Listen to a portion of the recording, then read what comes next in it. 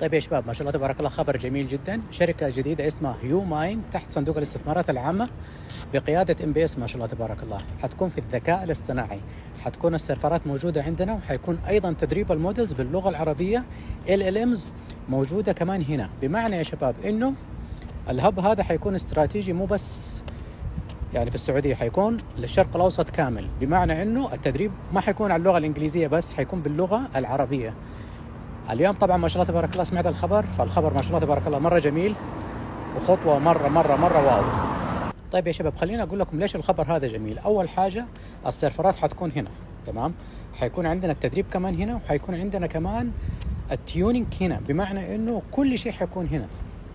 طيب يا شباب، إيش يعني تدريب وإيش يعني تيونينج؟ تدريب إنك تدرب الذكاء الاصطناعي على المعلومات الصحيحة، يعني ما يقعد يتفلسف عليك الذكاء الاصطناعي، يجيب لك معلومات من كيسه، او حتى لو بدأ يتفلسف عليك تقدر تعمل له تيونينج، تمام، ترجعه للمسار الصحيح.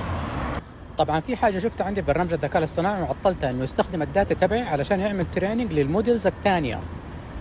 كانت الميزه هذه ممكنه عندي، بعدين قلت اقول لك لا، قفلها. ليش؟ لانه الحمد لله ربي رزقني علم، تمام، ما ابى المودلز الثانيه تتعلم من الحاجات اللي انا قاعد اعلم الموديل تبعي.